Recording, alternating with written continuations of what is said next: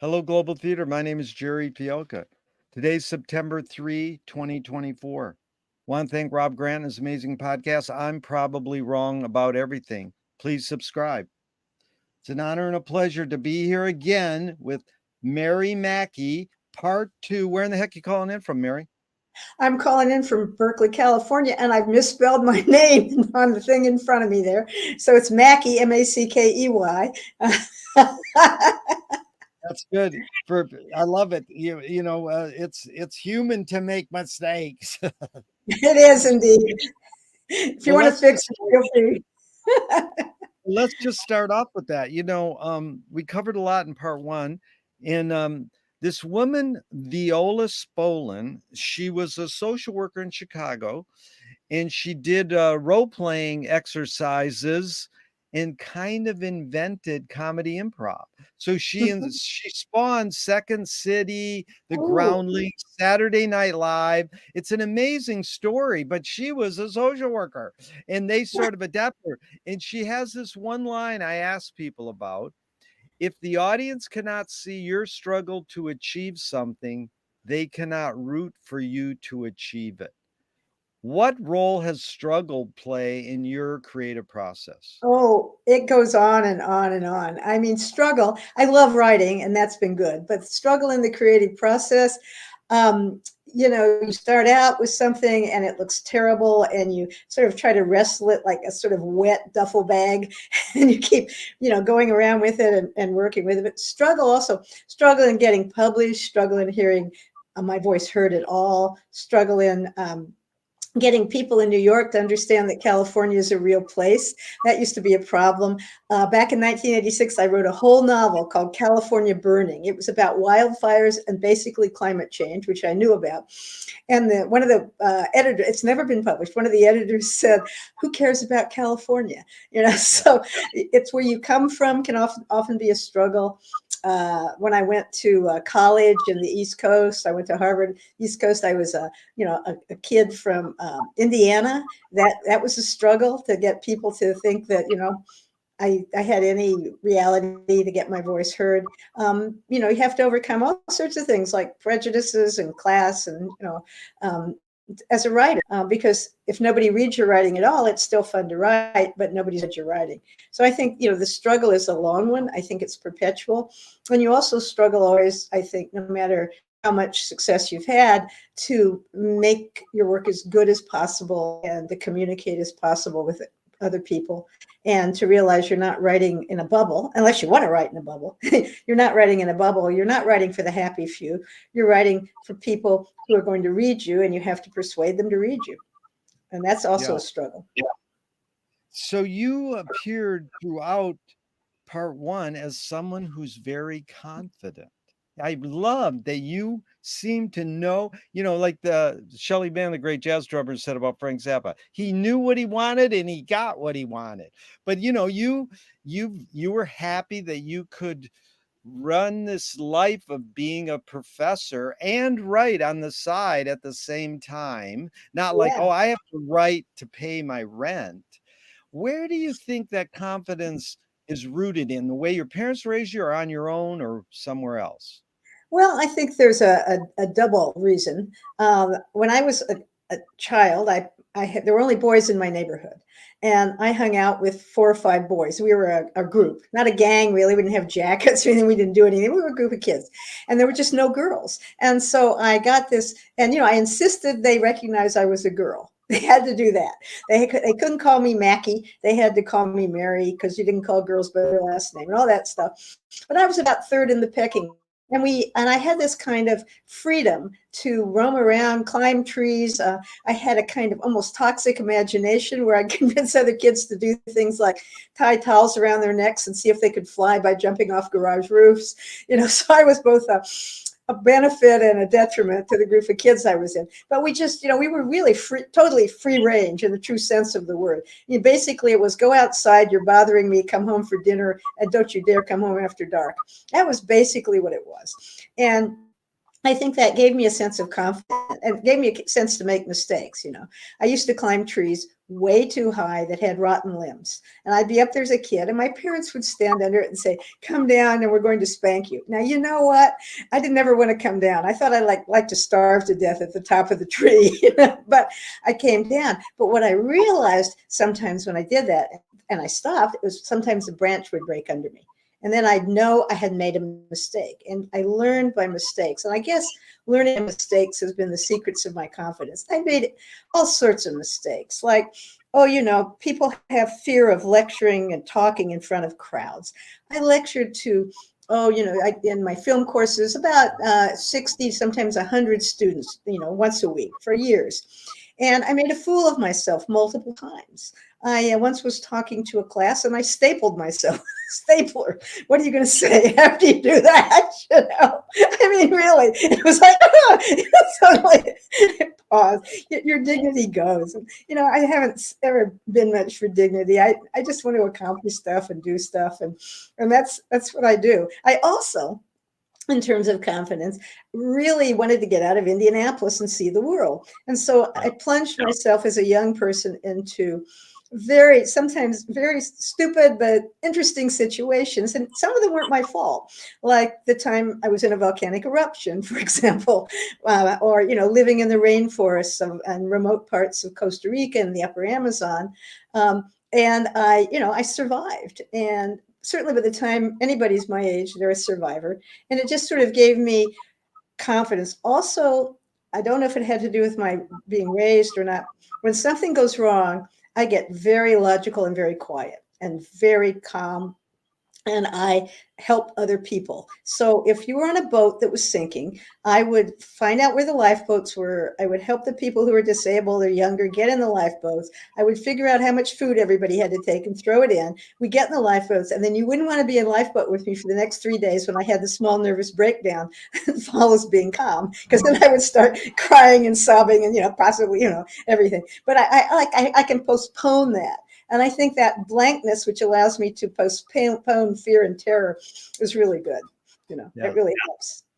It seems we study left and right hemisphere, that how to integrate the two, and that's the corpus callosum. How do you integrate the right and left hemisphere, the logical with the emotional, Yeah. the intuitive? And so you touched on this.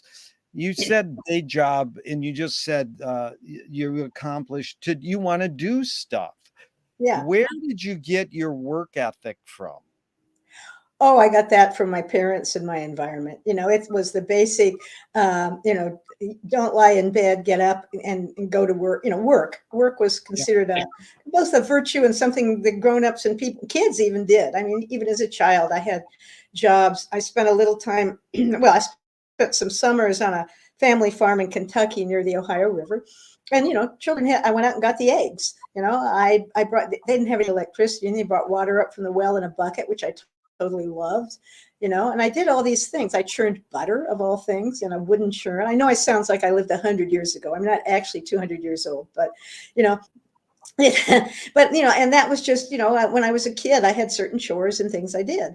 And it just always seemed to be. And also, I always wanted to support myself and not become dependent on someone else, because I wanted to be in control of my life, not control other people, but control my own life. And if you're totally economically dependent on someone else, particularly in my era, if you were a woman, you would become dependent on their goodwill. And that I wanted to be able to contribute to a relationship and also be independent. And so, that's what I think that's where I got my work ethic from, working early. And I'm also wanting to be able to be independent enough to take care of myself and pull my own weight in society and in the world. Yeah, thank you, Mary, because you're concise and articulate, and I really appreciate it. Because about the third paragraph down on work ethic in Wikipedia, it says this could be a scam from consumer culture. Which is funny because, it all boils down to how are you going to pay your rent? How are you going to pay for your food? And, there's, I also read biographies of writers when I was about between the ages of 12 and 14, because I wanted to write, but I always knew what I wanted to do. I just didn't know how to make people let me do it. Okay, I wasn't sure I was going to do that. And I read these biographies of writers, and that many of the most famous writers ended up terribly poor and Yeah. miserable when they tried to live by their writing. And I thought, living by your writing is a fool's proposition. I'm going to support myself in some way where I have regular work. I didn't have a lot of family money, and that way I can write and I won't have to write something other people want me to write. When Yeah. Faulkner was older, he could not get a $3 check cashed in his own hometown. He was so poor.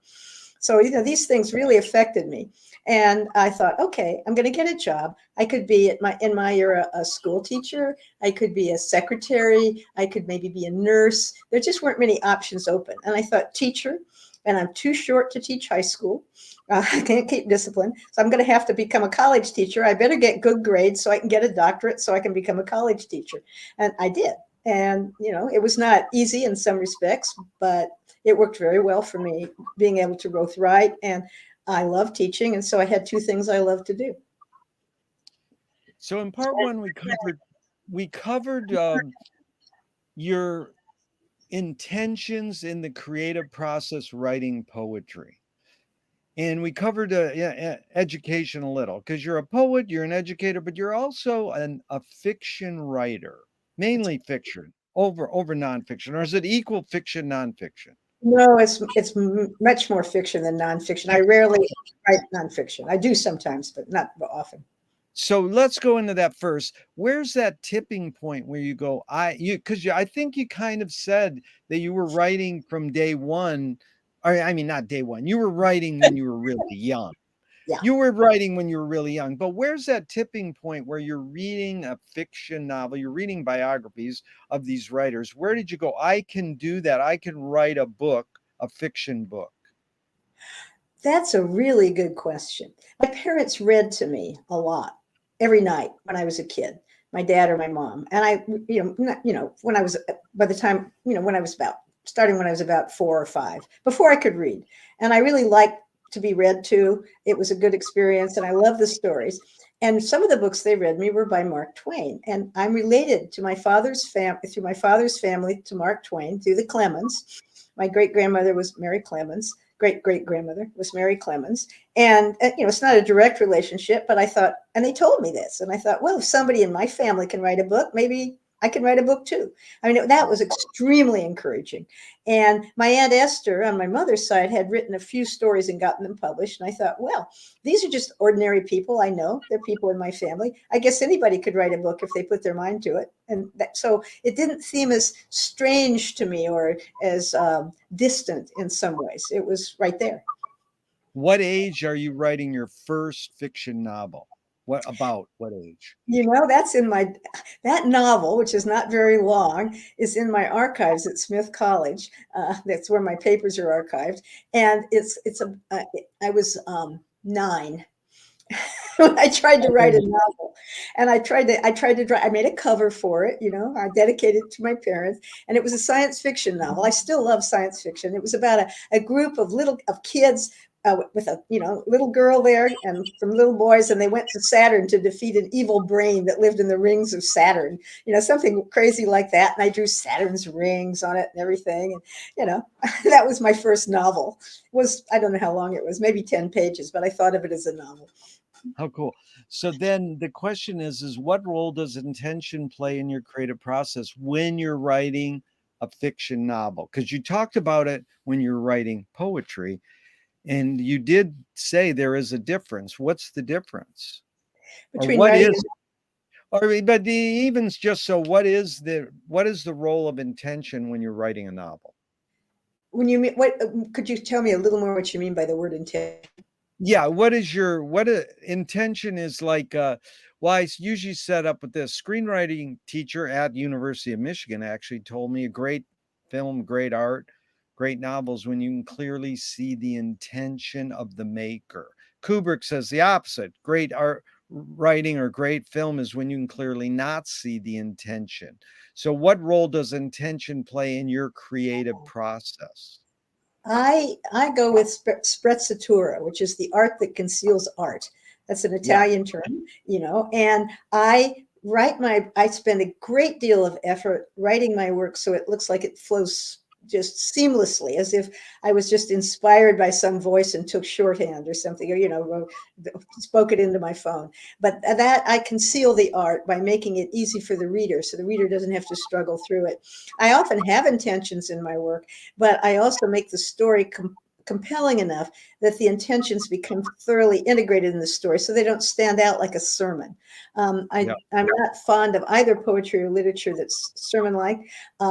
Even in political poetry, where you're taking a stand of some sort, the story has to carry it. It can't be something from a pulpit. So that my intention is to provide something entertaining and interesting to people, but I also have other things I'm saying in it. And so my stuff is my writing, particularly my novels are very layered. I have 3 novels about the Neolithic. I think they appeal to all political aspects in, the United States. They have Clan of the Cave Bear, feeling to them, although they're much later than that. But, my look in the novel is, in those novels, is how does a peaceful society preserve itself as a peaceful society without becoming, when it's under attack, without becoming like its attackers. And that's a really interesting question that's gone through the novels, but it doesn't stand out like a stoplight. It's in there, integrated seamlessly into the novel itself. Yeah, because you brought up Maria Gimbutas in your study of her, and we're big fans. And in fact, in my group this morning, I asked what one of the people who studies her, who went out after your first interview with me and bought your book, Oh, good. and we said how to persuade people, because since you taught persuasion, to the matristic civilization. And Yeah. here's what one person said: you rally the Gimbutas fans. 2, you foil the foes, you undermine, what the foes against Maria, and then you persuade new fans to her. And then another one said, well, no, then you also got to teach them history. What are your, basic uh elements in persuasion? Like, did that cover some of them that you would agree with what our members I said? think Or that what you did in the first one was you would be alienating a lot of people by getting rid right? of people that way. I don't look for fans. I don't, Yeah. there's no use preaching to the choir. If you want to persuade people, there's no percentage in persuading people who are already persuaded. And if you have something you really believe in, you want to persuade people who are not persuaded. People who are not persuadable at all, you can't deal with. I mean, they're going to not be persuadable at all. But if you want to get those vast majority of reasonable people, and I think most people are vastly reasonable, to look, read, and understand what you're saying and evaluate it. And one thing you do when you persuade people is you have to really care. I care about other people a lot. I don't tend to, I actually believe, in a kind of spiritual, moral way, in the radical, and not radical in a radical leftist sense, but in a complete equality of people of all social classes. I don't make those distinctions. I talk to everybody the same way, basically. And in my books, I talk to everybody the same way. And I tell a story that's compelling and interesting. And I used Maria's work, which is a look at societies of old Europe that were earth-centered and goddess worshiping. If you see the earth itself as a great goddess, it doesn't go into what created all that. And about an invasion that came in when the horse was introduced into Europe. And there's a lot of historical examples for that. And what I do is I create characters that experience this on both sides. And I try to do what Keats said. I try to have negative capability. That is, I make myself a empty container each time I develop a character, and I try to think, how would that character think? What would that point of view be? What would the bad guys be thinking? Why are they doing this? What are the people they're, conquering thinking? What are they doing? And by getting in, that's something literature can do that nonfiction can't do, because it's speculative and imaginative. So I try to go into the minds of people. And I think when you understand and see characters and identify with them and feel how they think, you can even forgive the evil. You can't approve of it. You don't want to not, you want to resist it, but you can understand what's motivating them. And I think that's a kind of of compassion and empathy that's necessary to create a lot of different kinds of characters instead of one voice. That was good because you touched on the word I just wanted to ask you, so you must have ESP. It was empathy. Like, what's the difference between empathy and vulnerability, compassion? Because I know we talked about this a little, but the symbolist like Mallarmé said, don't paint the painting, paint the effect you want to have on them. So, they came out of Poe, Mm-hmm. and he was effects precede causes or reasoning backwards, like inventing the detective novel. I'm only going to tell you so much information, then it will cause you to try to fill in, and then you'll be involved. So Yeah. just kind of talk about what is empathy and what is vulnerability in regards to what you were just talking about. Empathy is, well, empathy and compassion are slightly, in my book, empathy and Okay. compassion are slightly different. Empathy is the ability to feel with other people, to feel their pain, to to weep with them, to laugh with them, to have this, to feel their emotions. You don't just intellectually understand their emotions, you have an emotional reaction with them when they're, that's empathy. Compassion is to feel caring about them, to feel that you want the best for other people, that you want them to be as happy and as comfortable and as have as good a lives as possible. That's compassion. Vulnerability is actually on the part of the writer, and that is people who tend to be empathetic and compassionate, I've, often are very vulnerable to pain because they don't have the kind of barriers that some other people do. I'm lucky that I have this combination of the rational and the creative. Somebody once said to me, I was the most rational poet they ever met. And so I have the two, and so I have some skin that's not too sensitive, and that allows me to go out in the world and do things. But I'm not insensitive. I do have that compassion, and I have that vulnerability. Yeah. So you brought up creativity because you said you taught rhetoric and creativity and persuasion for decades. And the Yes. creative approach has been, I've heard, is like, well, write what you know. And then there's the other way is, no, make stuff up, write what you don't know. And that's, you use the word imaginative. So how do you balance that? Yeah. Okay, write what you know. Well, maybe what you know isn't what you know. Most people say, my environment stuff, it's not very interesting, perhaps. Okay, find out something that is interesting. Go somewhere that's interesting. Do some research. I do a lot of research. I got a PhD in order to teach at college level, and I learned how to research, and that was before Google, so it was even more difficult. So when I did old Europe, when I did Europe 6,000 years ago, I was writing about something I was reading about and getting to know, so that each was a research project. So when I wanted to know what the forests of Europe were like before they were all cut down, I went to the fossil pollen record and I looked at fossil pollens, and that told me what trees were there. So that's right. Find out something new, and then imagine, then fill in the blanks. When I write Yeah. about these cultures, I can't, nobody knows if they had prayers. Nobody knows what their ceremonies were like. Nobody knows what their poetry was like. So I got to write it all. I got to be in fact, it was so convincing because I'd footnote it, I'd say, carved on a ivory tusk, now in a museum in Hamburg. I'd footnote all this stuff. And then I get things saying, where can we get more of that Neolithic poetry? I really liked it. So I think that's a triumph. That's convincing, and you want to make a world convincing. You want to know more about the world you're writing about than you ever tell anybody. You want, like, if the camera swings up, you want there to be a ceiling up there and not lights hanging. So I always know much more about my characters and much more about the world than I ever put in it.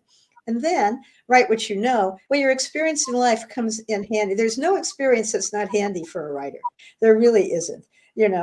For example, if you've read a story, if you read Tom Sawyer, they get lost in a cave. Well, I got lost in a cave once. What do you do when you get lost in a cave? And if you've read Tom Sawyer, you have some idea. It's not nonfiction, but with nonfiction, you always pick what you want to read about. So, biology, zoology, astronomy, essays, you pick it.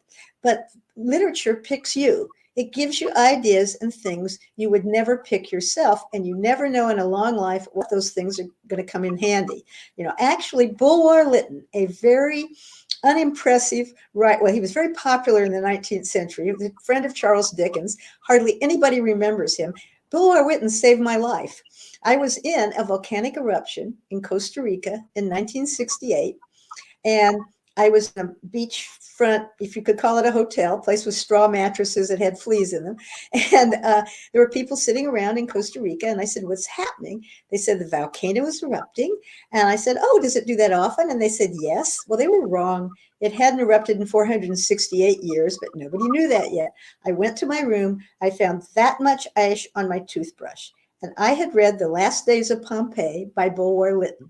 And I said to the people I was with, let's get out of here now. And they said, you're neurotic. This is silly. Don't ridiculous. We already paid for the rooms. And I said, I read The Last Days of Pompeii.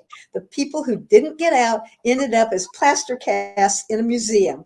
And so we're getting out now, and I've got the car keys. You want to come? So they came with me, and we got out. And about, I'd say, maybe 24 hours later, there were 9 feet of ash on the Inter-American Highway. We never would have been able to get out. And I don't know if we would have died. Unfortunately, some people did from the pyroclastic flows and everything. But we got into Nicaragua out of the volcanic eruption due to the fact that I had read a 19th century novel that was on my grandmother's shelf by an obscure writer who's almost entirely forgotten today. That is so beautiful. In fact, the flip is, some writer was on NPR and she says, my mother, she was raised in the Caribbeans, and she says, my mother never read a book, but I became a writer and I write books. But she learned what to do when there was a tsunami from one of the songs she sang. Ah, yes, that kind of thing too. Right. Yeah. So it's amazing. So you really touched on this, where I would love to probe now, Mary, is that what is the difference between art and science? Creatively, there is no difference. Creative ideas, I believe that. I believe that creative ideas come from the same source, which I think is not expressed, you're not able to express it in words. I have a small book about this called Creativity, where poems begin, but it could be creativity where physics begin. The great ideas, I think, come from a kind of pre-verbal space. In terms of the product between science has a responsibility that literature doesn't have. Science has a responsibility to do things that are reproducible, to try to develop theories that reflect facts as they are known at the time, and to be willing to change those theories when new data comes to light. That's a very important thing about theory. It should be constantly changing. Literature doesn't have those restrictions. And in literature, you can imagine and do anything you want. But and that's what it says. If it says a novel on the front, it's not nonfiction. For example, my first novel was called McCarthy's List, and it was about it was written in first person insane, about a woman who was doing in all her old boyfriends. It's very comic, actually. All her old boyfriends, because they were part of a conspiracy she was not at liberty to name. Okay. Now, after that, my first readings, I go around and I read my book, and people come up and they take my hands and they say, "You're doing so well." And I'd say, "What do you mean I'm doing so well?" They say, "You're just doing so well after the electric shock treatments." I said, "I never had electric shock treatments." And they were like disappointed. They felt like, but you said I said, "No, that's a character in a novel." And this has happened to me before. People think I'm a great ballet dancer. You get all sorts of credit for stuff that people, they think it's real. And the most common question I am asked when I go to parties is, if I say I'm a writer, they say, "What do you write?" And I say, "I write novels." And they say, "Fiction?"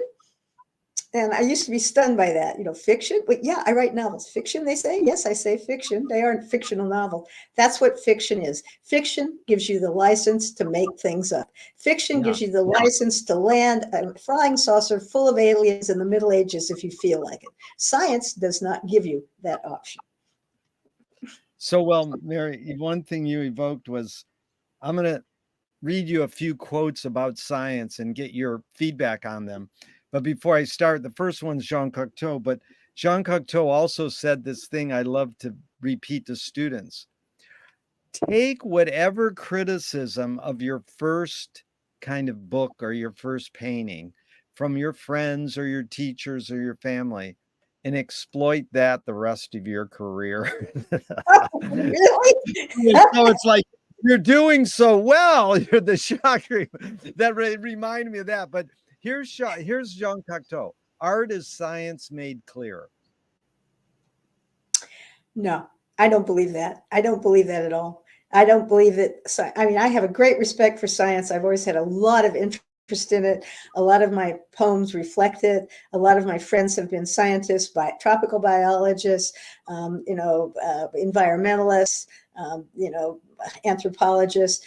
Science has a different mission. It is, and art does not make science clear. Art may take scientific ideas and make them more memorable. And I try to do research that is as accurate as possible, because with historical fiction, I think you have a need to do that. And that's primarily what I write. But no, art is not science made clear. Science and art, they're not separate creatively, but they have different responsibilities and different goals. Very good, Mary. Here's Chomsky. We learn more about ourselves from literature than from science. I think we not only learn more about ourselves, I think we learn more about others, because science and history and even the social sciences, they don't often penetrate the emotional depth of people. And if just imagine for a moment a world where all we had was factual, scientific, historical accounts. We had no poetry, no literature, no plays. How would we know how people felt in Rome or Greece or ancient China or other places? It's the literature that lets us understand that the human experience, although different in different cultures and different situations, has a deep emotional thread that ties generation to generation. Here's McLuhan. When we push our paradigms back, we get history. When we push them forward, we get science. Huh. Interesting. I think that let me look at that for a moment. I have to think about that one. I think that when we push our paradigms, our beliefs, our customs backwards, we interpret history from the present very much. I'd say when we push our paradigms forward, we get science fiction. Yeah. Science fiction tends to relate it that way. I mean, Yeah. pushing your paradigm forward, you can test your paradigms for future possibilities. But if you push them forward and imagine them into the future, all you have speculation. If it's speculation is based on a lot of evidence, in some ways, it may be accurate. But if it's based on simply taking the paradigm and pushing it forward, we would have never recognized climate change, would we? We would never have seen it because it happened so gradually that we wouldn't have ever, until it was catastrophic. But people saw it because they looked at scientifically. They didn't just take the present and think the present would extend forever. I don't know if that's clear, but no, that was beautiful. We're going to go into time and space in a few minutes, but here's Einstein. The most beautiful thing we can experience is the mysterious. It is the source of all true art and science. As usual, I agree with Einstein. Yeah. No, yeah, that is brilliant, and that is true. It's true. The mystery. We have an illusion. We have fairly small brains compared to the universe. If you look through a telescope or just look at the night sky, you can see that there's so much we don't know. And we tend to construct our logical fields on what we know and think we know. The mistake is to think we know everything, which we simply don't. And so the mysterious is the edge. It's where we leap off into what we don't know. And understanding we don't know is as important as knowing, because understanding we don't know makes the search for knowing a more accurate understanding of our own environment and have more reverence for what's out there, which is just immensely, almost, unbelievable, incomprehensible to us on this planet. Right. And etymologically, the word science breaks down to the fact or state of knowing. And it's almost Yes. like, well, it's also the fact that state of unknowing and I balancing don't them. know. Yeah. Because here's Yeah. a French archaeologist historian, Paul Venet, Veyne. Science finds no truths. It discovers unknown facts that can be interpreted 1,000 ways. Yes, that's true. And the most reasonable interpretation will become a theory, which, when more facts are gathered, more things, facts are not absolute, then the theory will have to change. I had a wonderful course in college where we took all the old scientific beliefs and then we saw how they'd been displaced. For example, we looked at the phlogiston theory, which was a theory, and then we looked at chemistry, or we looked at the Ptolemaic theory of the universe, where the Earth was at the center, and then we looked at the Copernican, where we go around the sun. Now, I'm still pretty convinced right now that Earth does circle the sun, but other things are up for grabs as you get farther out. Yeah, Shelby Foote said a fact is not a truth until you love it. I don't think you should love your facts. I think you should Yeah. respect them, but you should always be open to new information. Not to be open to new information is the way many of the forerunners in science and in fields of scientific fields have been rejected in their own time and have been proven to be right. The whole plate tectonic theory of plates was considered, I can't remember the name of the guy that came up with it, but he was mocked and they thought it was crazy. And now it's absolutely accepted. And so you can't love your facts. You've got to respect them and then see if they're continually entertain the possibility that they're not complete. Yeah, that's Schopenhauer says, like, first of all, you think it's wrong, then you say, oh, it could be right, and then you go, truth is, I knew that all along. Yeah, right. That's a good one. or Robert Evans says again, there's 3 stories: my story, your story, and the truth, and none of them are lying. Yeah, that's true. Because lying takes intent. Lying takes intent, and none of those have intent. Well, then let's do that as a tangent. This is Marcel Proust's question. On what occasion do you lie? I lie rarely, but I do not always tell the complete truth if it will really hurt other people's feelings. I don't see any reason to do that. It's not kind. It doesn't do any good. If somebody says, the classic one is, do I look fat in this dress? Every man, I think, dreads that. And the thing to say is, I'll tell you what to say, guys. The thing to say is, honey, it doesn't do you justice. There you go. There you go. So you don't need to be abrupt and cruel with the truth. But I don't lie for gain or things like that. I mostly do small things to spare the feelings of other people, because otherwise there's no reason not to. There's no loss on either side. Nobody is deceived. And somebody is not hurt. Exactly. So this is McLuhan in 1969 in a book, Interior Landscape, which is like the interior, the inside, not just the outside. For James Joyce has solved numerous problems which science has not yet formulated as problems.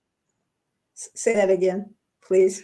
James Joyce has solved numerous problems which science has not yet formulated as problems. Well, that's possible. He's also presented a number of problems that no one really wanted to have. I mean, I like Joyce in many ways.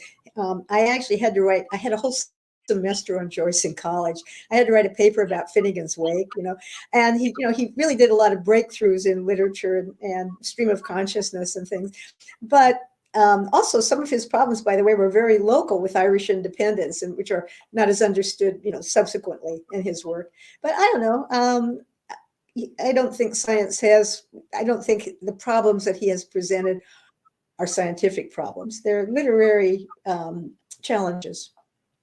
Yeah, it's great. I'd love to read your paper on Finnegan's Wake. Was that at U of M that you wrote it? No, that was at Harvard. That was at Harvard? Who Yeah. was your professor? Do you remember? I was a tutor. I had a wonderful tutor. I had an honors tutor. If you were going to get honors, you got it to meet 3 hours a week with a tutor, who kind of the British system, I think.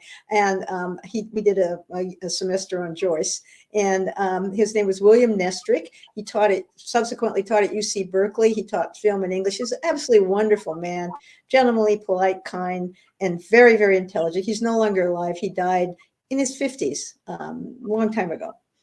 Wow. Well, let's stay on Joyce for a second then. In Portrait, he says, I will try to express myself in some mode of life or art as freely as I can and as wholly as I can, using for my defense the only arms I allow myself to use: silence, exile, and cunning.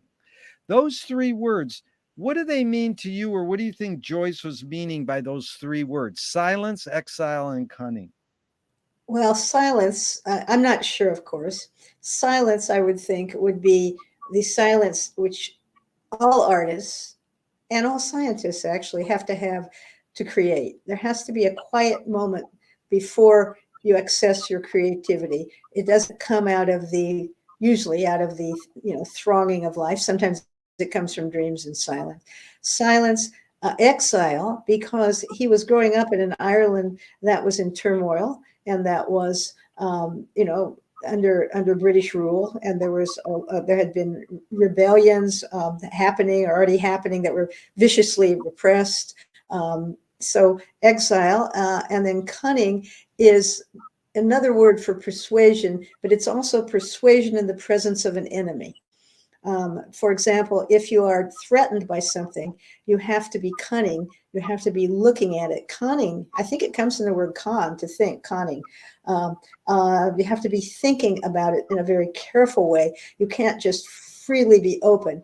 So, for example, I studied Russian for a while as part of my doctorate, and at that time the Soviet Union was, Russia was the Soviet Union, and there was a lot of objections to it, but the only way they could be expressed was in poetry, because poetry has double meanings. So poets became the rock stars in many ways in the Soviet Union. Some of them actually got exiled to Siberia, but they had ways of speaking that had an ostensible meaning but also had a greater meaning to the audience. And this has been typical of art written under dictatorships. It's true of the dictatorship in Brazil. It's just under dictatorships, art has to go partly underground in a public way and yet be able to still communicate with people in a way that allows the artist to go on producing art. This week I just got turned on to a Brazilian writer, though she was born in the UK. Have you read her? Clarice Lispector. I've Lipspector. heard I've heard of her, but I have not read her, alas. So I'll have Right. to look her up. That's interesting what you said, though. USSR poets as rock stars. I really appreciate what you said there on cunning. So here's another line from Portrait. Joyce: welcome, O life. I go to encounter for the millionth time the reality of experience, and to forge in the smithy of my soul the uncreated conscience of my race. I Yes. mean, that is like, there's a lot packed in there, but I'm curious your thing. What is the smithy of my soul, to forge the smithy, and then the uncreated conscience of my race? Joyce was, I believe, as I can recall, it's been a while, Joyce was attempting to get an Irish identity into literature that was strong and acceptable. You have to understand that when you are in a situation, which he was in, which is pretty much at the time a colonial situation, your work is not as accepted as the work of the people that are in control. And he wanted an Irish identity, not English literature, not literature that imitated English literature, not literature that would be published only because it was like English literature. He wanted to have an Irish literature that expressed the soul and the content and the understanding and the experience of being Irish. And I think the smithy of the soul is the creative force, and the conscience is the consciousness of the Irish situation, which was pretty dire at the beginning of the 20th century, by the way. Yeah, that was good, Mary. I appreciate that, because the other line that I love from Joyce is epiphanies and everydayness. This Yes. sort of sense that, these flaneurs, psychogeography, they're sitting around in Paris in the 20s, Hemingway, Picasso, Joyce, and they just are slackers, and then they have these epiphanies. Now, we know epiphany is related to the religious experience, but what's your take on that word, epiphanies and everydayness? I think that if properly viewed, if you look at anything long enough, it has a magical quality. It has a Yeah. shining quality. That there are no object that cannot have a certain beauty of its own. Um, at least, I mean, maybe we could think of a few, but really, if you stare at anything, I mean, try staring at a pen on your desk, just stare at it. Don't look at anything else for 20 minutes. Stare fixedly at it, and it will change before you, and it will become an object as if you've never seen it before. And you will, for the first time, actually see that pen instead of picking it up because it's a pen and you already have the word for it and you don't have to look at it. I think language has raised barriers from the totality of perception. And I think that we need that in order to exist as a society, but we also need to be able to step out of the linguistic, sociological, ethnic, nationalist way that we look at things, the way we've been raised, and look at things as they really are sometimes. And in each one, there's an epiphany. Yeah. So well put. And so, Mary Ellman, great writer on Joyce, said, "We are learning to be James Joyce's contemporaries." Now, I sort of think, well, that could be interpreted various ways, and I wonder your thoughts on it. But one thing is Joyce said something that resonated with Frank Zappa: is all times are happening now. This all at onceness or Mhm, simultaneity. Do you think mhm. Ellman was touching on that, or taught? What was he saying when we are learning to be Joyce's contemporaries? I don't actually know. I really don't. I don't know enough about it. I can say, though, that Joyce had a huge influence, and he had an influence on me. That first novel I mentioned, McCarthy's List, the comic novel, the first time I wrote it, I wrote 350 pages with no punctuation. I was okay. It was one sentence, the whole thing. Finnegan's Wake had sort of, I don't know, gotten to me. And I was in a writing group with a couple of other women, and they said, "Are you out of your mind?" And I said, "Probably. Why?" And they said, "Nobody will ever read this." And I said, "Yeah, I know, but it's like James Joyce." They said, "He's done it. Do something else." So I put in the punctuation, and that was my first big published novel. He doubly published it and everything. But I had just tried to make a Joycean thing. So we may have to unlearn the past too at the same time we learn Yeah. it. We may have to unlearn. And when I was in college, I was a poet, but I was female, and the college, the Harvard magazine didn't. Poetry magazine did not allow female editors, and we were supposed to be poetesses, and so I didn't ever have any mentors. And I think it was the greatest gift I could have been given because I wrote in my own voice. One time, I imitated a famous poem, and it got published. And I thought that's not me. And so, I would have to have spoken in a male voice of the time to get myself published. And instead, I just ended up being this strange little person that wrote strange stuff. And sooner or later, the times came around to me more. Wow. I wish you could have met her. Maybe you did. Mary Jane Schultz. She was a housewife, teacher in Ann Arbor, and she read an article about McLuhan, then called him up and says, "Hey, I want to talk to you," and ended up hanging out with McLuhan, Bucky Fuller, and Norman Mailer used to send his books to her to read before he published them, and she Wow. she invented this word splitteracy. That when we invented printed word, it split our right and left hemispheres, and she spelled splitteracy with a dollar sign. Splitteracy. Well, I think that's a good way to put it. I think that in order to live sanely in society, we have to have a structure. We have to have words. We have to have categories.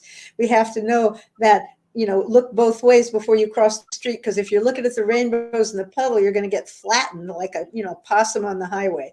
So so you have to have that to be sane. And in my own life, I'm about 99% completely logically sane in that way.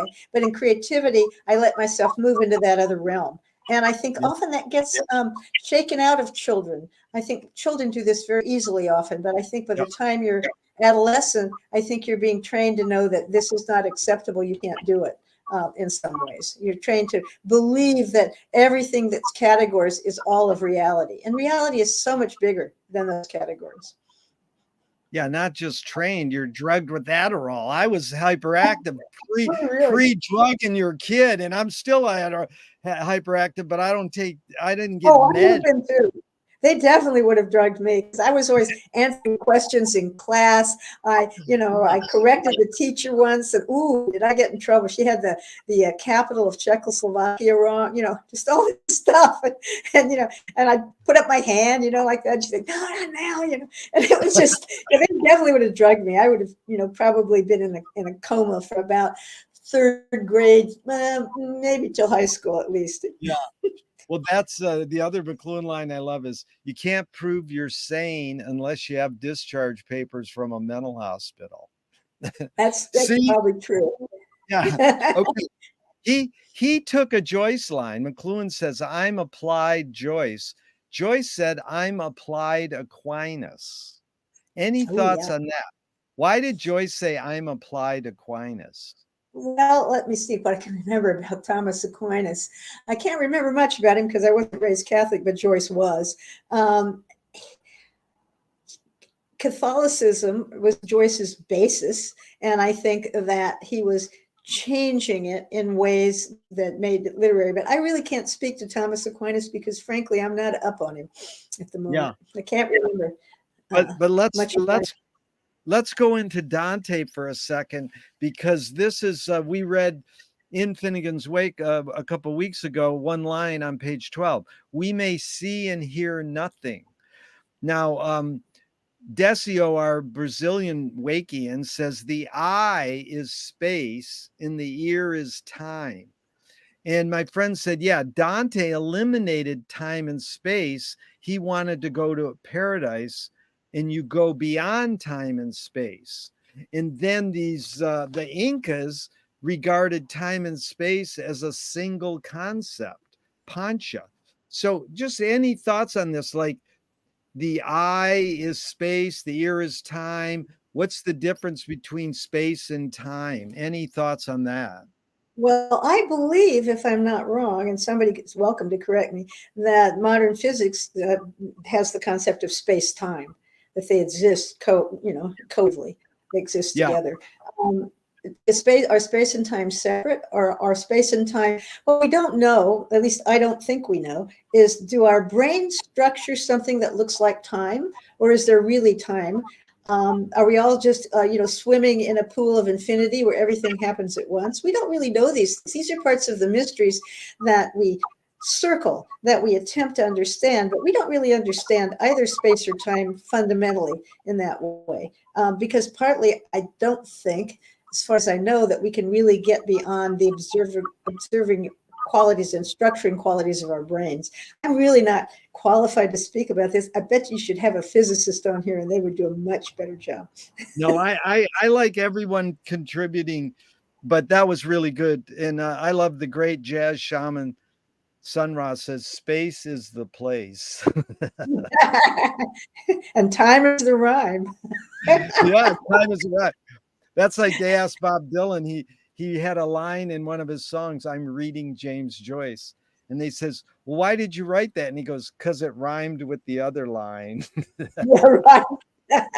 He didn't say, Now, if you say ever what? try to write a sonnet in English, it's like a bobsled run. There's only a few things that rhyme in English and fit the patterns. So once you start, there's only a few ways you can end. You can't go off. Italian, if you write it in Italian, you can rhyme everything. But in English, man, you get into a sonnet, and by those last lines, you're desperate. You got to get something going. So I want to go into archiving for a second, because I know you are fortunate. You have your archives stored in some place in a college, which is important. I got lucky, and I had a lot of my tapes, my interviews over the last 40 years started in an archive. But most people I ask this question, do you have plans for their own archives? And they go, I should, or I want to. But, it was because a mailer many years ago, it said he sold his archives for $1 million. I says, gee, I should at least get 100 for mine. But no, it's not that easy. I didn't get to sell mine. It's a pay to play. But the word archive comes from 1400s. It means keep safe, free from harm. But it's 1600s.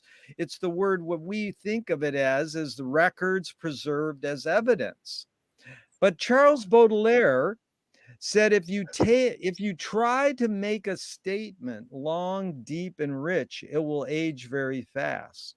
If you try to only own the day you're talking, it will last forever. That's like the Eastern philosophy I learned from Ram Dass, be here now.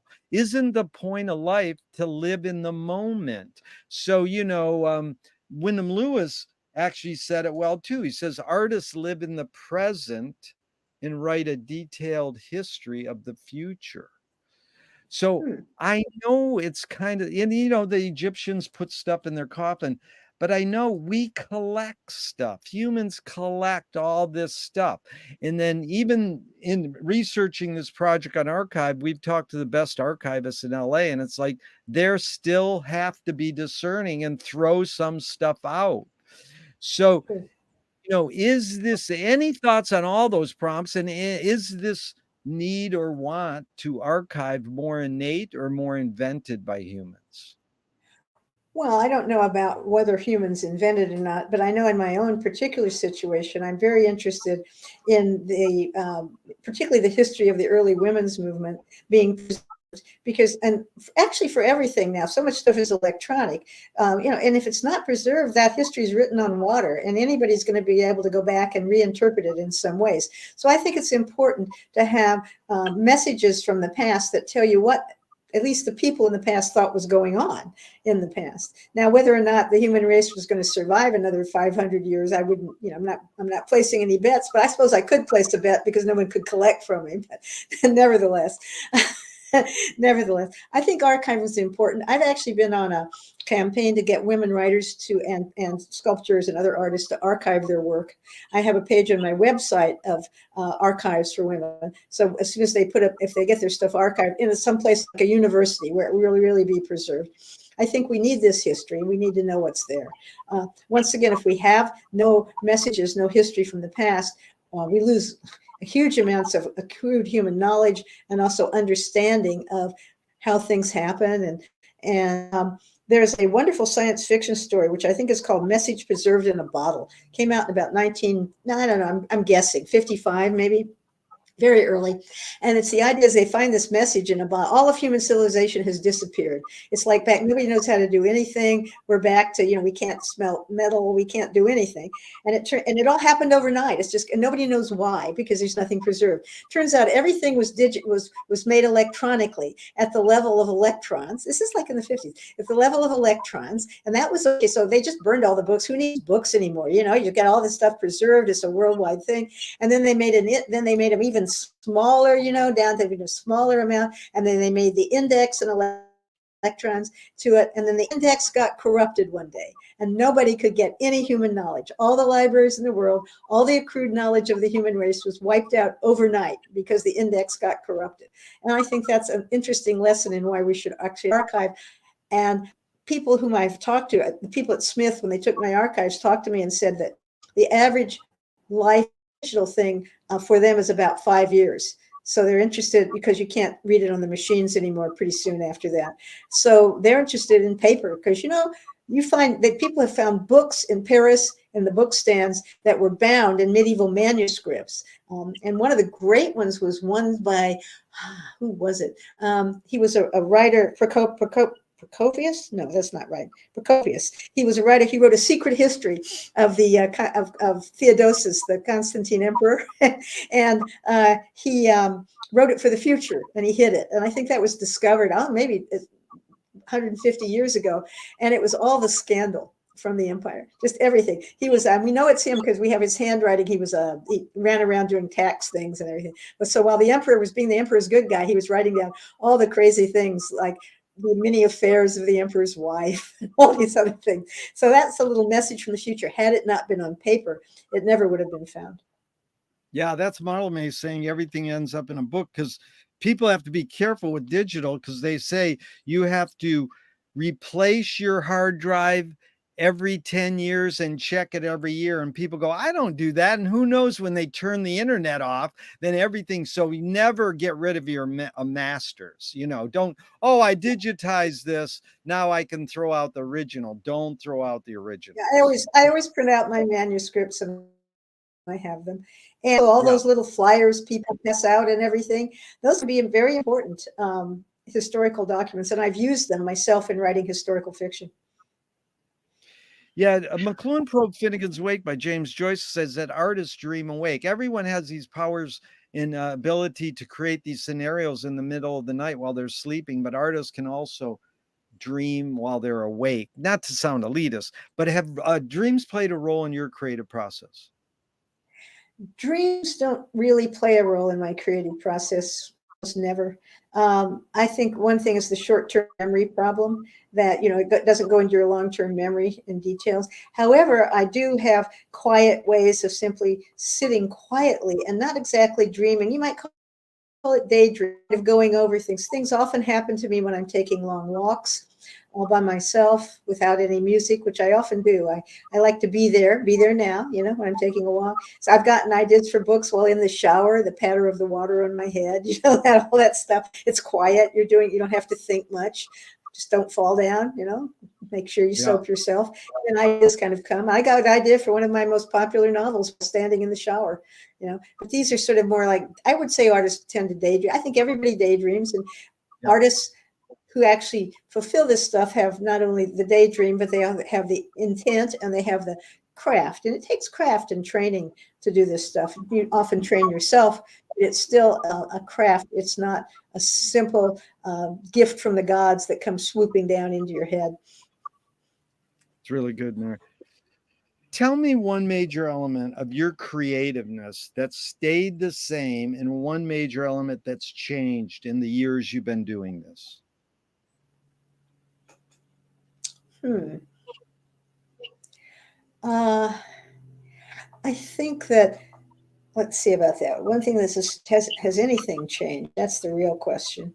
Of course, if I started when I was 9, I think in the past, I was looking for models more than I am now.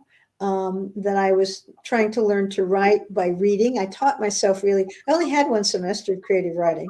And I taught myself to write by reading and seeing how writers did it and developed my creativity through looking at how other things were crafted. I think now I have that more solidly, and I'm now willing to entertain stranger, just garbage, and hunt through it for stuff. So I walk with my phone now, and I talk into it, kind of stream of consciousness, mostly sort of babbling. When I look into it, I see what I find in it, and sometimes those things become the essence of poetry. They rarely become short stories or novels, but occasionally also something I've done more recently. Recently, as in the last 30 years, is that I run novels in my mind as if they were movies. And I look at them that way and I see the details and everything and write them down. So that's been a little different. So basically, it's become more of an open experience. I'm no longer looking for models as much as I'm trying to figure out exactly what I want to do and how I can make it as good as possible. Well, that's what's changed. Tell me one thing that stayed the same from age 9 till now in your creativeness. I love writing and reading. That's pretty good right there. Okay, so Moshe Feldenkrais works with healing and movement. He says it's literally possible to identify a weakness and incorporate it to become a strength rather than to overcome a weakness, which we're usually taught. Tell me a weakness you turned into a strength. A weakness. I have no weaknesses. No, I'm kidding. A weakness I turned into a strength. Gee. Well, I often had a weakness for becoming friends with and trying to save people. Kind of a kind of stray cat Yeah. pickup thing. And it's given me a lot of material for my novels and There you things. go. You Right. answered it well. Okay, we touched on this a little in part 1. Fill in the blank, Mary. Anger can be a productive emotion When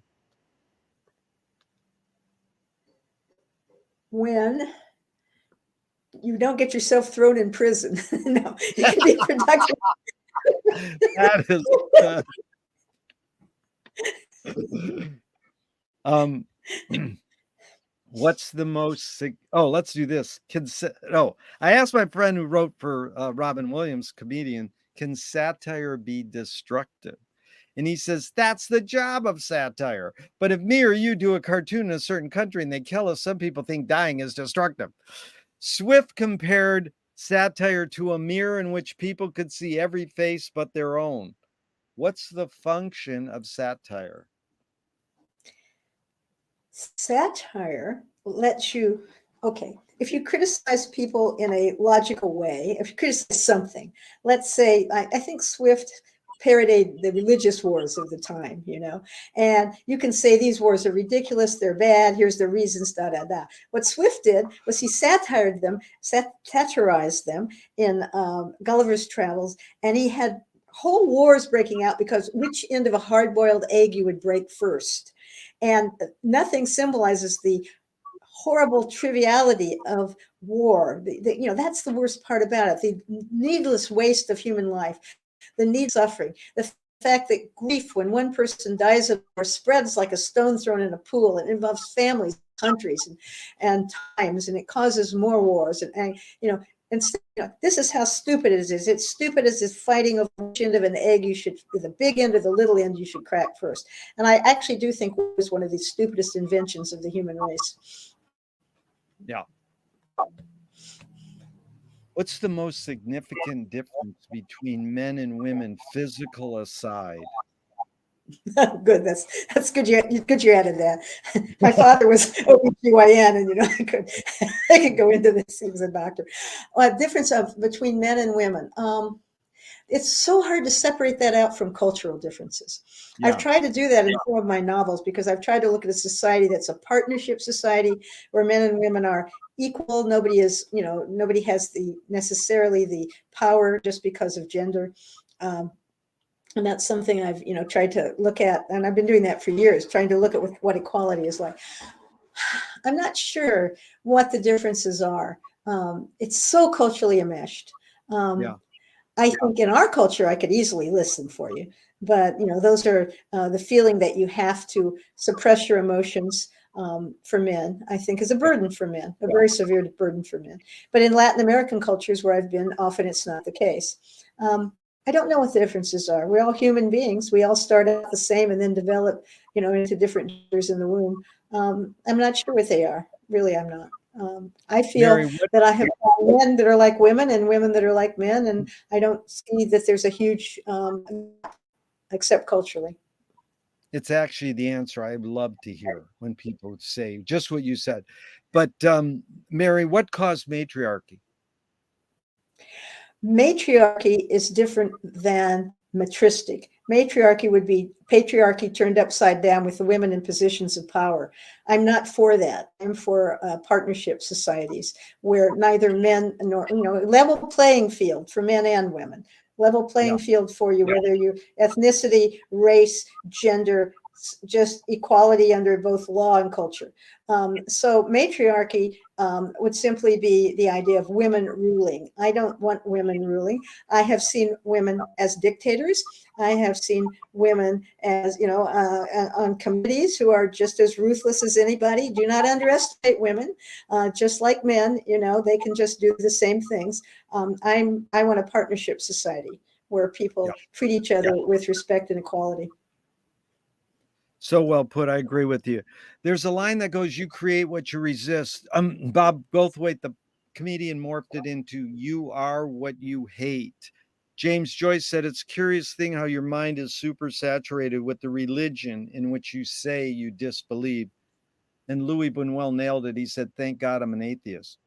So your thoughts on this line, you create what you resist. I'm not saying you, Mary, but one creates what one resists. Any thoughts on that line? Well, anger creates anger. Hate creates hate. I think there's that to it. I'm not sure the word resist is right there. You can resist being drawn into evil. You can resist doing cruel things. And I don't think you create those cruel things by resisting them. So I think there's a difference between defense and attack when you talk about creating what you resist. I'm all for defensiveness. I'm not at all for attack. Yeah, that's It reminds me of Blake saying, "We become what we behold." Mhm. Okay, these are 5 quick Alan Watts questions off the top of your head in just a couple words. 1, who started it all? Are you asking about the universe? Hey, you asked it. You answered a question with the question. You win. That's what this series is all about, embedding new questions. Okay, number 2, are we going to make it? No, I don't think so. I think sooner or later the human race will disappear, but there will be new beauties which will emerge. In fact, I have a new poetry, we're our sponsor. I have a new book of poetry coming out next summer called In This Burning World, and part of it's called The Beauty of the New Planet. You know, it doesn't necessarily have room for us, but there will be great beauty there. Beautiful. The third Alan Watts question is, where do we put it? Where do we put it? What's it? Yeah. 4, who's cleaning Okay. it up? That's a good question. Ultimately, the planet itself will clean itself. Meanwhile, the rest of us will just have to keep picking up the trash so it doesn't pile up too much while we're around. Very good. What's the difference between rights and responsibilities?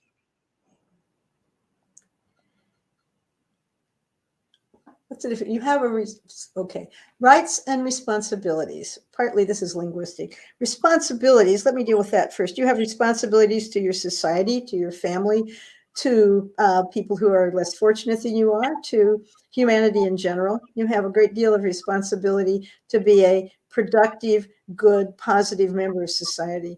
Rights, you have the rights, you know, interestingly enough, for some reason, I just was in Canada and I visited Eleanor Roosevelt's summer home, and she had written this UN Declaration of Human Rights. And you know, if I want to refer people to rights, I'd refer people to that. It's the right to live, to not be endangered, to be fed, to be taken care of as another human being, to be treated as part of the human family. It's the UN resolutions on human rights are really good. I do not have them memorized, but I would say those rights really capture the rights, and your responsibilities are the responsibilities to see those rights are respected, and then your general responsibilities in your own sphere of influence. Thank you. What's the difference between rebellion and revolution? Well, one problem with both of them, but particularly with revolution, is that if you have a violent revolution, then the violent people are likely to be in control at the end of it. This is something I got from Joseph Conrad. Something I learned a lot about politics from Conrad. The rebellion is usually, in general, just in connotation, less organized than a revolution. Also, revolution can be a revolution in fashion, a revolution in this. A rebellion is in the non-political sense, it tends to be more shocking. You know, it's attempt to shock in some ways. Like, yes, you had your ears pierced. Now I'm going to have I'm going to have a large bar put through my temples that stick out this way and have flags on it. You know, that's kind of rebellion. That's like, I'm totally outside the norms here. Look at me. I'm really outside of it. Revolution usually has more of a specific goal of some sort. Like, let's get rid of an oppressive government, or even a good government. You know, you can have any kind of rebellion. The problem is, if this involves violence, it usually brings back a counter revolution, which is often worse than what was being rebelled against. You have to really think this through. You can't just go out there and say, kick out the jams, as the MC5 did in the 60s, and expect any jams to be left that you're going to want to live with. Dude, that's my heroes. Wayne Kramer just died and John Sinclair just died. But it was like, I don't want my rock stars to have guns in their hands. But I think the word revolution is re-evolution. Hey, we see something's wrong and here's a new plan. Rebellion is, Yeah, hey, there's something wrong. You didn't have a plan to replace it with yet. So that exactly. was really, Yeah, I like that. That's better. Mary, no one accesses the MC5 on my podcast. I do all the time, but no one does. So congratulations. That was really that was really fun.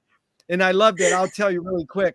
When Wayne Kramer just died within the last year. And when I was interviewing him, on on the podcast, his 10-year-old son comes in the room and he says, "Daddy's working now." And his kid says, "I just want to hug you." And I Ah, mean, it is one of the most touching moments. He hugs his dad, and then, we continue our conversation. And I sweet. mean, so this is John Basil Barnhill. Where the people fear the government, you have tyranny. Where the government fears the people, you have liberty. Then in 2005, the film V for Vendetta paraphrased it: people should not be afraid of their governments. Governments should be afraid of their people.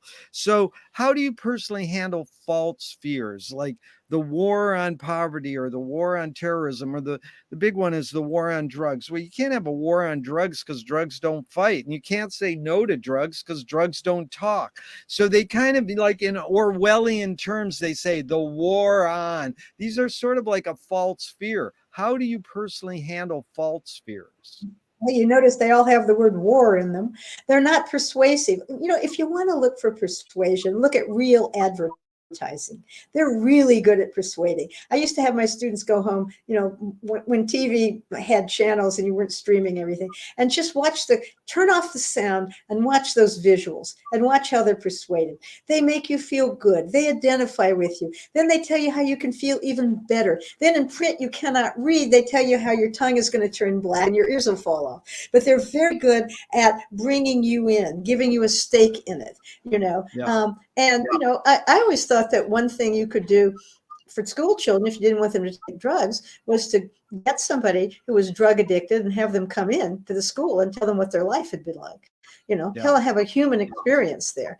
Yeah. Just say no to drugs just doesn't mean anything in itself. I mean, it's a good idea, but it's not going to persuade people. People are persuaded by having the life experiences of others reach them and touch them in some way. You have to touch people logically, and you have to touch people emotionally before they're changed. And emotionally usually comes first. If you don't deal with the emotional aspects of things, then the logic for most people do not work on logic alone. Emotion is very important. And that's also an evil prospect of, persuasion can be bad as well as good. And so, people who can persuade you, they go only for emotion without logic. That's how you can spot dictators. They're emotional. They go for emotion and fear, and they're not being logical. And that's if there were a dictator's handbook, that would be chapter 1. Wow, there's a lot there, and you're sort of talking about what throughout our talks is narrative and storytelling. And Hollis Frampton, experimental filmmaker, said narrative is born among the animal necessities of the spirit because we're waiting to die. Can you forget to die? Yeah. If you're here now, can I? Yes. I mean, I can. Can I forget? I don't think I mean, I've had very close friends, including my husband, die in my arms. I know it's like death is like, but I think it's important to concentrate on life. Think what a gift life is. I mean, here we've been given this incredible gift in this beautiful world, and there's no use not enjoying it just because someday we're going to not know about it. We're going to die. And who knows what really knows who comes next? We all have different belief systems on that and different thoughts about it, but we know what the here and now is. And it seems to me that this is the rich time that we should enjoy instead of dying and saying, well, I spent my whole life expecting to die. That doesn't work. And I've seen great bravery in people who are very ill, enjoying the small things in life as much as they can. And I think it's very important. Beautiful, Mary. And a couple more quotes on death. Louis Kemp was a friend of Bob Dylan's when they were 10 years old, and then he eventually worked for him as a tour manager. And I interviewed him half a year ago or so, and he said, "You can't take it with you, but you can send it ahead." And he was talking about after he dies. Any thoughts on that line?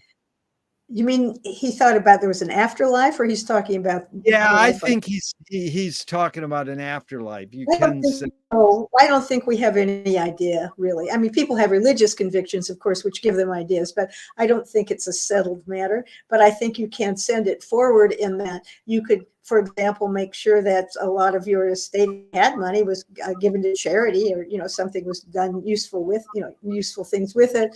You can leave, if you don't have a lot of money, you can send it ahead in the love and affection and kindness you've shown to other people, and the way you've raised your children, and the way you've lived in society. So I think we do send things forward, but they're often not material things. And as for the person who died, think about it. When you're completely deeply asleep and you wake up in the morning, you remember nothing. And I tend to think that it's either possibly like that, or maybe there's a paradise with angels who will offer you ice cream cones. I have no idea. Yeah. No, there's a good, that was really good. There's a good joke there too. The guy gets to heaven, or the person gets to heaven, and he peeks in and he sees they have, Zoom, and they go, "You have Zoom in heaven?" In St. Pete, or St. Pete goes, "That's all we've got." Oh, that's good after the pandemic. Yeah, I can Yeah. relate to that. But it's also the joke can flip to hell. You get to hell and the devil's standing there, and you peek in, you go, "Oh, you have Zoom in hell?" And they go, "Yeah, that's all we got." Right. I think that would be better for hell, actually. Yeah, it's better for hell. But another friend said, "What happens to you after you die is whatever you believe will happen to you." So that's I've interesting. often But, wondered about that. Yeah, I've huh? often thought about that myself. I've often, if what you believe will happen to you after you die is what you get. So if Yeah, it's true, you ought to be real careful about what you believe. really. Because here's, the woman who started Sweet Honey in the Rock, the great a cappella Oh, yeah, song, great. Bernice Johnson Reagan. She goes, she just died, and this line just really resonated. "I was here before I came, and when I die, I'm not leaving." Hmm.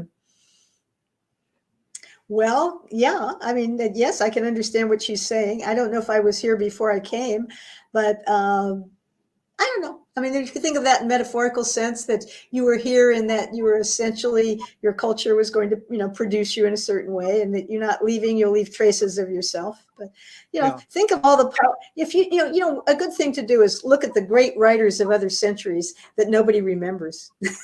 It keeps you humble. Yeah. You know. How do you find peace of mind? I meditate, which I've been doing every day since 1975. Yeah. I walk in nature. I Yeah. I don't know. I I eat protein, keep my blood sugar steady. I see my friends, Yeah. and I read and write. And writing really helps a lot. I love writing. I just go into writing, and then I'm just perfectly happy for a couple of hours. I cause no trouble, keeps me off the streets, and I just write. I'm going to use that line. Writing keeps me off the street.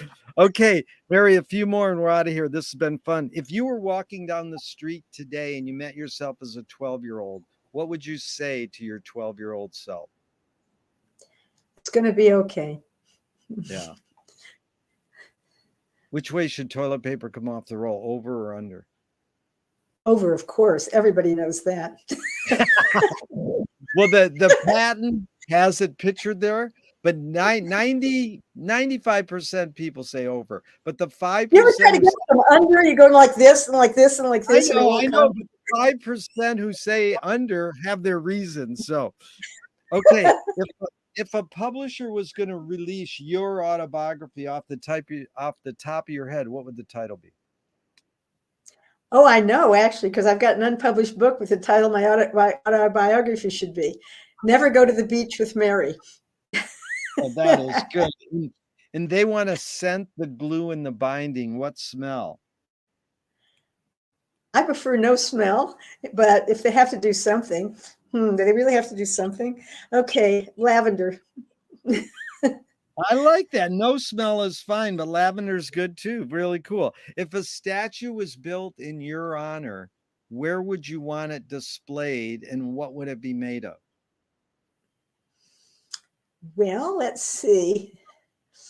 I suppose it would be made of stone, and it would be somewhere under some kind of canopy so the pigeons couldn't get to it. Tell me something good you never had and you never want.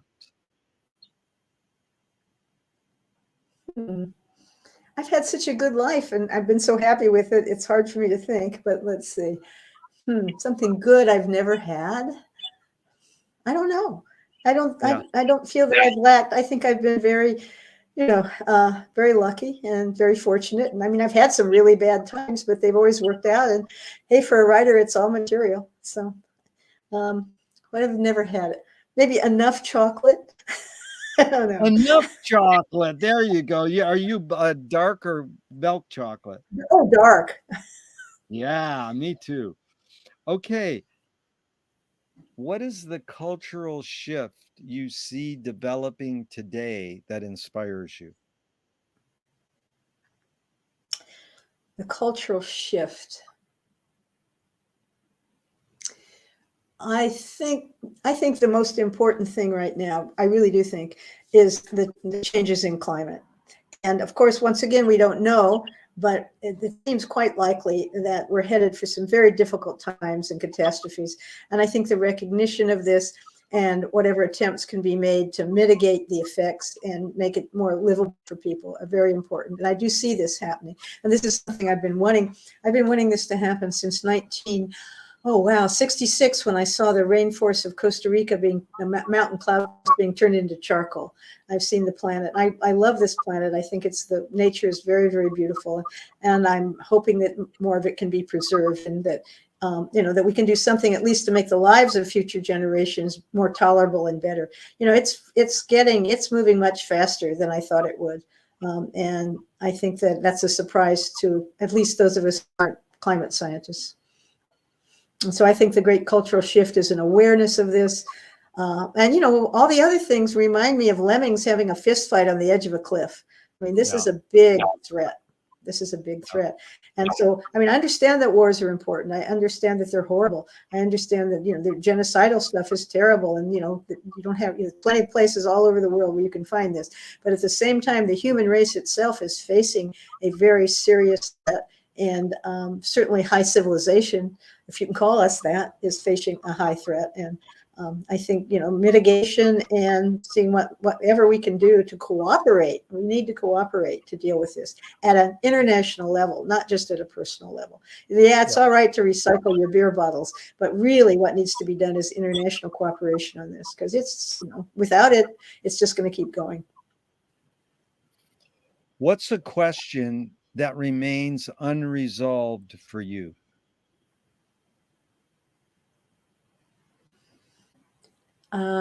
What question remains unresolved for me? Well, I have many questions. I suppose who's going to win the next presidential election? There you go. Who's going to win? Let's hope for the best. And Mary, how has writing and reading shaped your behavior? It's made me a happier person. Yeah. It's allowed me to communicate with people I would have ever communicated with.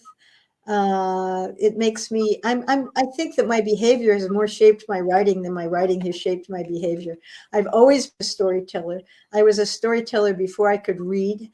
I told the other kids things. I think I may have said that last time that before I could read, I told kids stories and I stopped at the good points and they gave me candy, and I was like 4 and 5, it's my first payouts.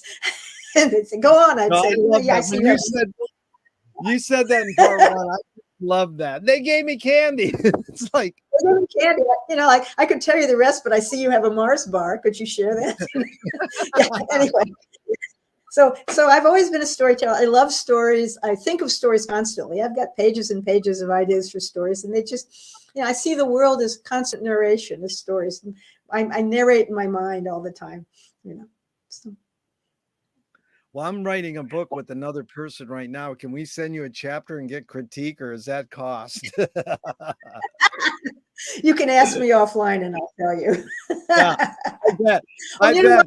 but Go ahead. here's my request before we go. If there's any way you can do it, Mackett. People are going to look up Mary Mackett and they're not going to find anybody. I've got a T on the end of it instead of a Y. Oh yeah. No, it's going to read underneath correctly. So Good. Glad to hear. the line underneath is going to read, but it's sort of fun and intriguing in a fun way. But It is. Two more, we're done. Okay, here we go. This is Thornton Wilder in 1928. Art is confession, art is the secret told. But art is not only the desire to tell one's secret, it's the desire to tell it and hide it at the same time. You've laid your cards on the table for over 3 hours. I'm not insinuating you haven't already answered this. What's it really all about for you? Writing. What's it really all about for me? Well, I don't just do confessional writing. I do, and my poetry has been more confessional. And, you could find out a lot about me. And probably if my, stuff had been posted online, many people would have, run away quickly instead of inviting me to dinner.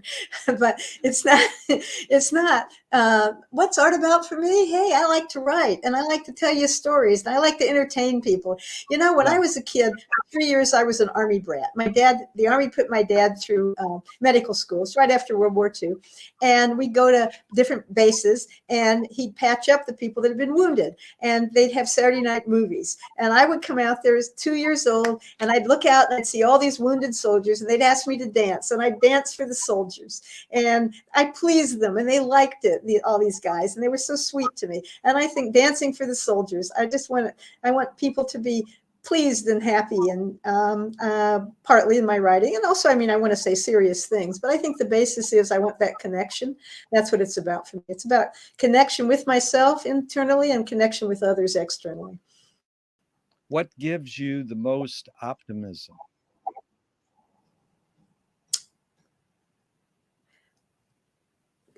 The natural world and the love between people. Yeah. So, Mary, it's been amazing. Yeah, it's been an amazing time and I've learned so much. It's just been joyous and I really appreciate it, because the first question I asked you in part one was, what's the best thing for a human being? And Wilhelm Reich said the best thing for a human being is another human being. And the last question, what gives you the most optimism, is what they asked Groucho Marx at the end of his life. And he said, other people. Sure been fun spending this time with another person, especially because it was Yeah. you. Thank you so much, Mary. Pleasure. And even though I'm going to hit the end broadcast button now, I hope this never ends and we can keep talking forever and ever. Okay, me too. That'd be nice, Jerry. Thank you, Mary. Bye-bye.